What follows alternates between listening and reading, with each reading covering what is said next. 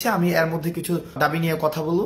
এর মধ্যে প্রথম একটি দফা দাবি যেটি আমাকে ব্যক্তিগতভাবে মানসিকভাবে বেশ তাড়িত করেছে, যেখানে তারা বলেছে বিদেশে যখন কোনো রেমিটেন্স যোদ্ধা মারা যায় তার লাশটি যখন দেশে নিয়ে আসতে হয় তখন তাকে একটা ফি দিতে হয়। দ্বিতীয় যে একটা গুরুত্বপূর্ণ বিষয় সেটি হচ্ছে প্রবাসীরা যখন দেশে আসে এয়ারপোর্টে তাদের নানাবিধ হয়রানির শিকার হতে হয়, তাদের তৃতীয় শ্রেণীর নাগরিকের সেখানে হচ্ছে মর্যাদা দেওয়া হয়।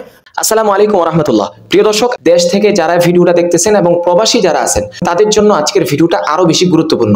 প্রিয় দর্শক, প্রবাসী ভাইয়েরা 9 দফা দাবি করেছেন যে বর্তমান অন্তর্বর্তীকালীন সরকার গঠিত হয়েছে, স্বৈরাচার হাসিনার পতন হয়েছে। তো এখন যেহেতু নতুন সরকার এসেছে, বাংলাদেশ এখন শান্তিপূর্ণ অবস্থায় থাকবে, আমাদের এই 9 দফা মানতে হবে। মোটামুটি তাদেরও একটা বর্তমানে বাংলাদেশের মধ্যে একটা জায়গা ছিল, এই জায়গার কারণেই কিন্তু স্বৈরাচার হাসিনার পতন হইতে আরো অনেক সহজ হয়েছে, কেননা তারা রেমিটেন্স দেওয়া বন্ধ করে দিয়েছে। তো প্রিয় দর্শক, সমন্বয়কদের মধ্য থেকে একজন ছিলেন হাসানাত আব্দুল্লাহ। উনি এই প্রবাসী ভাইদের যেই দাবি ছিল এই দাবিগুলোর ক্ষেত্রে কি বলেছেন আজকের এই ভিডিওতে আমি আপনাদেরকে দেখানোর চেষ্টা করব। পুরো ভিডিওটা দেখবেন। হাসানাত আব্দুল্লাহ তিনি এক একটা বিষয় তুলে ধরেছেন এবং প্রবাসীদেরকে আশ্বাস দিয়েছেন যে তাদের এই দাবিগুলো পূরণ করা হবে। তো হাসানাত আব্দুল্লাহ কোন কোন দাবিগুলো পূরণ করার জন্য তিনি আবেদন করেছেন বলেছেন, সেই ভিডিওটাই আজকে আমি আপনাদেরকে দেখানোর চেষ্টা করব।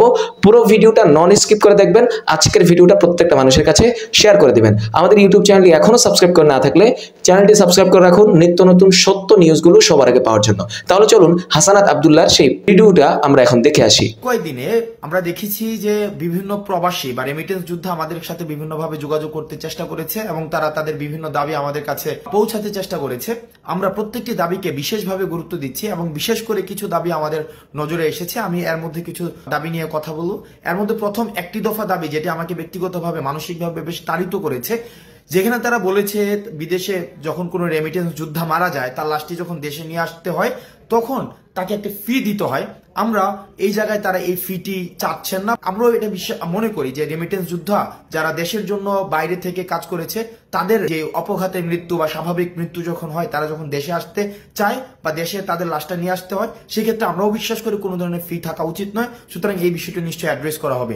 দ্বিতীয় যে একটা গুরুত্বপূর্ণ বিষয় সেটি হচ্ছে প্রবাসীরা যখন দেশে আসে এয়ারপোর্টে তাদের নানাবিধ হয়রানির শিকার হতে হয়, তাদের তৃতীয় শ্রেণীর নাগরিকের সেখানে হচ্ছে মর্যাদা দেওয়া হয়। আমরা চেষ্টা করব এই বিষয়টিকে খুব দ্রুত সময়ের মধ্যে অ্যাড্রেস করা, তাদের জন্য যথাযথ মর্যাদা নিশ্চিত করা হয় এবং বিদেশ থেকে তারা যেসব জিনিস নিয়ে আসে সেগুলো যেন যথাযথভাবে খুব সেফলি তাদের কাছে হস্তান্তর করা হয়। আরেকটি বিষয় রয়েছে, সেখানে তারা বলেছেন যে যতদিন পর্যন্ত তারা বিদেশে থাকেন ততদিন পর্যন্ত তাদের যেই সন্তান রয়েছে দেশে তাদেরকে বিশেষভাবে তাদের যেন তত্ত্বাবধান করা হয়, সেই বিষয়টিকে আমরা অ্যাড্রেস করার চেষ্টা করব।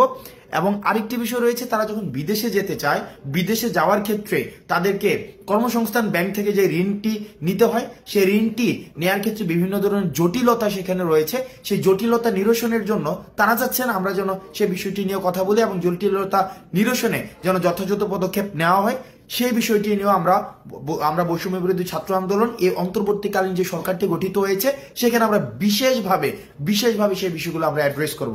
এখন বর্তমানে যারা রেমিটেন্স যোদ্ধা বিশ্বের বিভিন্ন প্রান্তে রয়েছেন, আমরা আহ্বান জানাবো আপনাদের কাছে বাংলাদেশ যে অন্তর্বর্তীকালীন সরকার গঠিত হয়েছে সেই সরকারের হাতকে শক্তিশালী করার জন্য এবং আমরা যেই বৈষম্যহীন বাংলাদেশের স্বপ্ন আমরা দেখেছি সেই স্বপ্নকে প্রভাবিত করার জন্য, সেই স্বপ্নকে গতিশীল করার জন্য এবং সেই স্বপ্নকে বাস্তবায়ন করার জন্য আমরা বিশ্বাস করি রেমিটেন্স যোদ্ধাদের সহায়তা ছাড়া সেটি কখনোই সম্ভব না।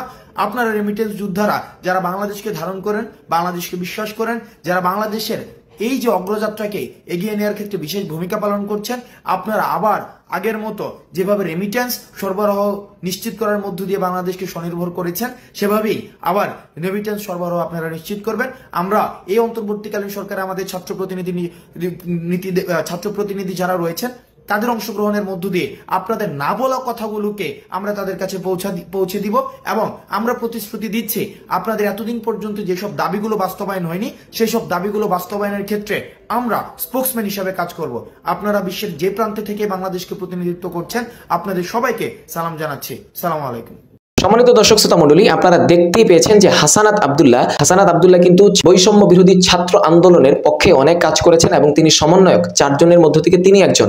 তো এই হাসানাত আব্দুল্লাহ তিনি প্রবাসী ভাইদের এক একটা দাবি তুলে ধরেছেন। এখানে তিনি 3-4টার দাবির কথা বলেছেন এবং অন্যান্য যেগুলো আছে যেগুলো আগে পূরণ হয়নি এগুলো পূরণ করারও আশ্বাস দিয়েছেন।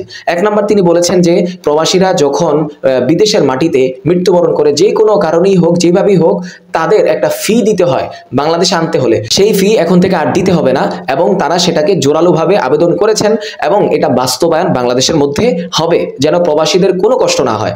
2 নম্বর তুলে ধরা হয়েছে যে বিমানবন্দরে যারা প্রবাসী ভাই আছেন তাদেরকে অনেক নির্যাতন করা হয়, অনেক অপমান করা হয়। তারা যে রেমিটেন্স যোদ্ধা, তাদের টাকা দিয়ে যে বাংলাদেশের অধিকাংশ জায়গায় চলে, বাংলাদেশ চলে, সেটার কোনো তোয়াক্কা বাংলার সরকার করতো না।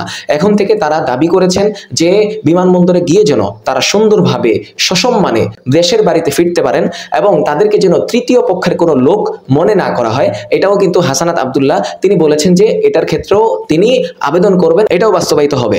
এবং আরেকটা কথা তারা তুলে ধরেছেন যে বাংলাদেশে তাদের সন্তান যারা আছে তাদেরকেও যেন দেখাশোনার একটা ব্যবস্থা করা হয়। আরো বিভিন্ন বিষয় হাসানাত আব্দুল্লাহ তিনি তুলে ধরেছেন এবং বাংলাদেশের যারা প্রবাসী আছে তাদেরকে তিনি আশ্বস্ত করেছেন এটা অবশ্যই বাংলার মাটিতে বাস্তবায়িত হবে এবং অন্তর্বর্তীকালীন সরকার এটাকে বাস্তবায়ন করবেন, কেননা সমন্বয়করা এই বিষয়ে তার কাছে আবেদন করবেন।